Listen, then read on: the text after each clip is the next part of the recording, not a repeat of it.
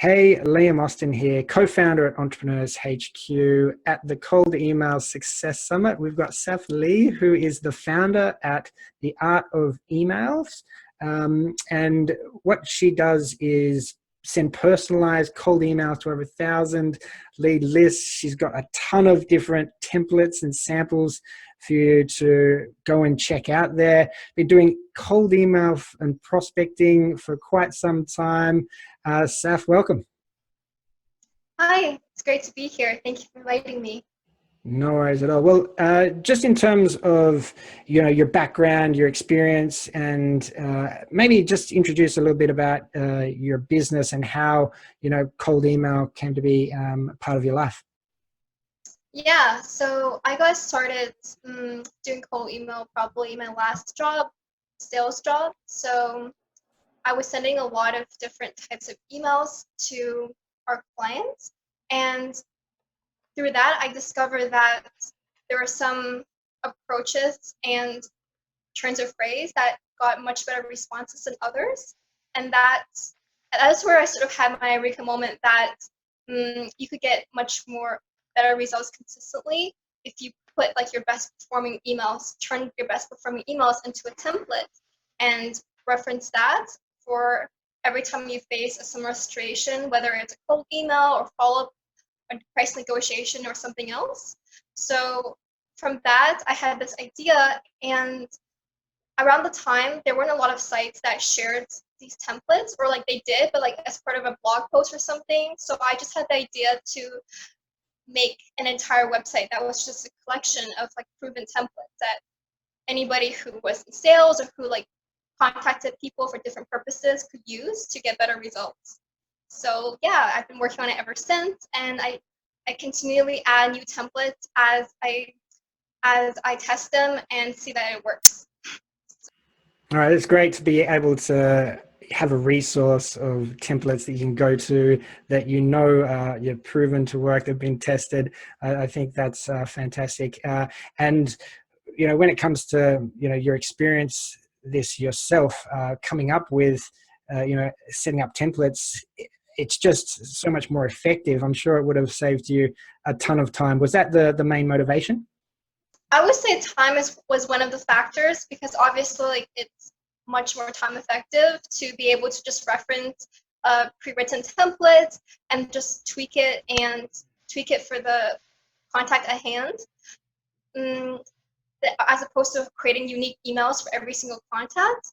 The other one is that when using templates, because the approaches and phrases used in them have already been proven to work, you don't have to do any of the guesswork yourself to see like what you should be saying to get the best response. The third less talked about reason is actually it helps take your emotions out of the equation when you're using a template. Because if you're just like starting something from scratch, how you feel in the moment and what comes to your mind in that particular time affects the message that you create. So as opposed to having like wildly different messages every time, just based because you feel different or you remember something different at that time, when you have a template to reference, it just standardizes your outreach so that you get more consistent results.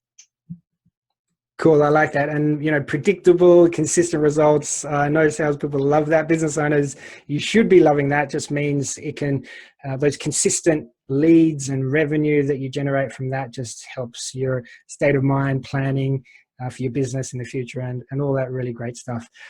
One of the things that really stood out to me, Saf, was looking at your site and your business and what you're doing was the templates you had available to revive prospects gone cold. I mean, do you want to just maybe talk to us about what they are and why they're important? Yeah, of course. So for one of the email sets I provide, they're focused on follow-up emails, specifically follow-ups to cold emails or initial outreach to sales prospects. So, and they're following up is probably one of the most important processes of the sales of sales, just because I'm sure everyone who has done it experiences, a lot of people don't respond to the first email, whether they just didn't see it or they were too busy to respond at the time. So it really helps to have even like a few emails sort of in the pipeline that you're ready to send, so that you can catch these people at a later date when they may be, whether they, you just catch them in the right time, or they are finally in the right, have the right budget or needs to want to respond to you. Okay, so that's the inspiration for these templates. Yeah, we've heard many speakers talk about doing these follow-ups, and what I love about maybe the templates that you've shared is the idea of reviving these cold. So yes, you mentioned there about like following up straight after maybe the first email, but and also months after that the lead might have gone cold. How do you reignite that prospect? Yeah, so what you find is that like there's always going to be like subset of prospects in your list who just like they don't respond at all, even after like you send 1 or 2 emails to like ask them. So it helps to have to like sort of what I do is you can use different types of email tools now that offer this, but there's example would be like Streak or Mixmax, and it just set a reminder for yourself. So like for like let's say 3 months later or 4 months later, and what it does is that it will bump this email back to the top of your inbox and that date, so you're reminded to follow up with them. Or alternatively, you can just schedule an email to be sent that time later, but I don't advise that because the approach that I find best works for reconnecting with people that you haven't spoken to in a few months is either like you just subscribe to updates in their industry or to updates with their company. So for example, let's say that you're prospecting to the marketing director of a startup, right? And maybe like they didn't respond to your first few emails, and a few months passes and you're tracking their company news and you see that they just raised their recent fund, or like something changed in their industry, like they have a big, maybe Google did something that affects their business. So you can use that as a reason to reconnect, saying that, hey, I noticed that this happened in your company or this happened in your industry, and you connect it back to your services or your products. Like for example, let's say that you offer some sort of marketing automation products, or you offer marketing consulting. You say, okay, now that you've raised this amount of money, or now you're in rapid growth phase, here's how we can help here's how we can help you. So always like I find like one of the key takeaways is that it's always helpful to have a compelling reason to reconnect. You're not just saying, hey, how's it going? Long time no talk. Like it's always good to have a reason to reconnect that's based on the needs or recent development of the person that you're speaking with. Okay, now you say that's important. Why is it so important to do that? It's really important because people don't typically like, especially people that don't know you, they're not really motivated to like reply to you unless you provide them with a really compelling reason. That like, so like if it's a CEO of a company, like a compelling reason for them would be like their business growth, and possibly for like an employee of a company, it could be both their business goals, and also you provide them a way to make their work look better. So just like sort of coming out of the blue and saying, oh, let's talk is not reason enough for them, especially since they're probably bombarded with many different offers, and B, they're just really busy. So unless you find a way to show them that you can really make a difference, and also show that you've done your homework, like you've actually done your research into like what they need and what they want, so you may actually be in a better position to help them. You probably won't get a response otherwise. Yeah, that whole email of just checking in, just following up, and that's it. So boring and so inauthentic, and just there is no caring in there, as you said. There's no research done, and you're not going to get as great a response as if you do Yes. those important steps. Right. And just to add another point is that I know that there's been like sort of, I would say, I've noticed a rise in people sharing like sort of templates with like more cliched, or not cliched, but cheesy reasons to reconnect, like asking people, like asking a prospect, oh, have you gotten eaten by alligator or dinosaur or something? And I also strongly advise against this as well, because it's just, it's not really, it's honestly not that funny. And it also shows that it's much better to just go in with a business proposition, like a business value, than trying to like humor someone, unless like you're already having a conversation with them. So yeah, like I feel like that can be, you know, very templated and short too, isn't it? When it's like, you know, if you've been eaten by alligator and that's just your standard line that you do with everyone, and it's it has yeah, really you know, less appeal. it's cheesy pickup line is what it is, because they probably have received it actually. It's possible, like if it's popular, it's a popular line that other people have used it on them. So it's, yeah, it's definitely, you're gonna get negative points for this. Yeah, yeah, definitely. Ignore and do not do that at all, guys, if you're watching this. Otherwise, we'll hunt you down, find you, and you won't be getting any responses. So you'll quickly find out it won't work. So, what I did want to cover was these different types of follow-up emails, and Yeah. specifically the ones, you know, reviving prospects that have gone cold. I really love, you know, the concept and idea behind this, and there's many obviously different types. So do you want to maybe just go through a few of the ones that you can share with us? Yeah, of course. And just to and just a starting point, which is, it's possible to actually, okay, so if you're just cold emailing to a prospect, it's actually possible to set up like a so-called cold email sequence. So you have one initial cold email, and you can like have it to automatically send follow-up emails if the contact hasn't responded. So this way, all the process happens like kind of semi-automatically. And again, it also takes the work and emotions out of the equation. And there's many different tools you can use for this. I personally use GMath. You can do your own research and figure out which tool best works for you. So just going over the different types of templates. One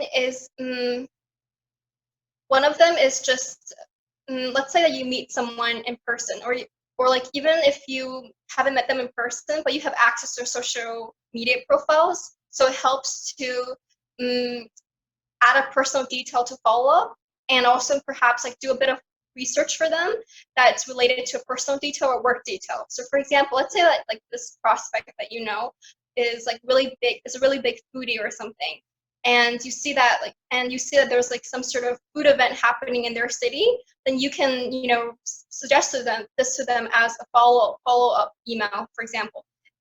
So just to have that personal connection going, and to see that like you're personalizing your emails. And it doesn't have to take a lot of work if you can either outsource it to a VA, or you can like just add these details to a spreadsheet and just mail merge it into your like template. So you can just like go really fast like through all your contacts to add that personal phrase in related to their social media detail or something. So that's one type of possible follow-up. The other one is, this is one I like, if you have a lot of like sort of leads that you've talked with, that you've emailed in the past but never gone back to you, like maybe 6 months later, you can host a webinar or even a Facebook Live, which are really popular right now. So what you do is you just host something that's really relevant on a topic that's really relevant to your product or your service, and that's going to offer lots of like valuable insights.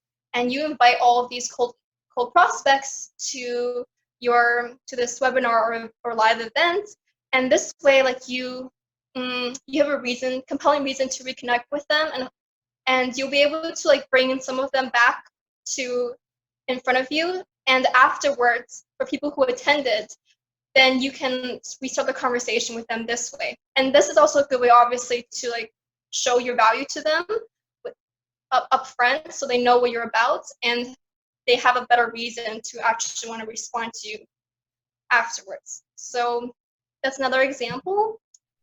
Another one is, this one is a pretty effective one, depending on like this. So I would say like only do this maybe in the third, fourth, or fifth follow-up if you haven't gotten a response. And it's basically just asking your prospect for permission to like close your file. Like, so, and this would be more like appropriate if the prospect maybe gave you like initial response, but afterwards they just sort of like went cold, they ghosted. And so you just ask them like, hey, like, you know, let me actually just toggle to my template. And you just like, it's a very simple email, and just acknowledge that you haven't heard back from them, like, you know, and and you just ask them for permission, like, can I just close the file for now? And for prospects who are still interested, many of them do respond and say that, oh, like, I'm sorry, like, I've been busy with this, that, or this, and they actually, the feeling that this like sort of opportunity is closed for them motivates them to act. So that's a useful template. If you're following up with someone who have expressed initial interest and then sort of failed or like gone silent afterwards. Another one is sort of taking the blame, which like so in this approach, what you do is you just ask the prospect, like, did I do something wrong? Like, is there a question that I didn't answer for you? Or it's not you actually saying that you did anything wrong. It's more like to sort of activate their feelings of sympathy for you, and they're like sort of this human reflex to want to reassure somebody else. So when they see that like you are like you're just wondering, like, you know, if you did something that made them not respond, they're more likely to respond to like at least reassure you that no, you didn't, and here are the reasons why I haven't been able to get back to you. So that's another approach.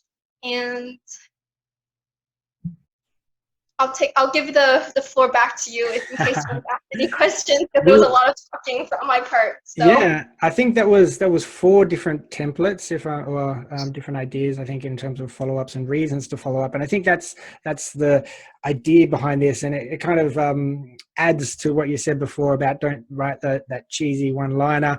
It is actually you have a real reason to get in contact with them and give them value, whether it's that webinar, invite them to the event and have a chat with them. It brings up the opportunity, as you said, to talk about maybe where the business is at, and whether there is an opportunity to maybe put them back into your prospect list and get selling them again. Yeah, definitely. I find that with follow-ups, it's just about like, obviously you can't send the same like follow-up email like 3 times in a row. So it's good to have sort of a different approaches in your arsenal to be able to deploy at different stages, and also to have them like be a little creative or offer value. So another approach was kind of similar to webinar idea is also you can create a resource that like really best highlights your knowledge or your product or like something related to your product. And it could be a PDF or an ebook or something. And you also send this to like all the prospects that haven't responded to you in, let's say, a month or something.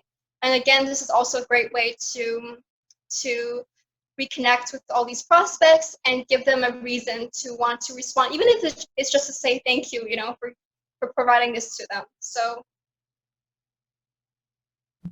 Yeah, I think that's great, because having that reason, giving that value, excuse, really, that's what you want. You need a good excuse to get back in touch with them.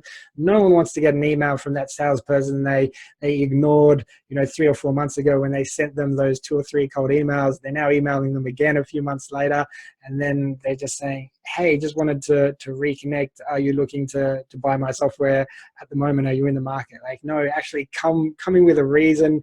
I'm trying to build a relationship with these people so that they're not feeling like they want. I think the feeling you really want when someone opens your email is, wow, this is useful. I'm glad that I opened and read this email. Yeah, definitely. And I feel that just to address also the emotional component of it is, I've definitely also been on the other end where I've received cold emails, or I've like started this sales process for something, and I sort of like the conversation like sort of went cold. And when you don't hear back from a prospect, honestly, like, probably the majority of the time it's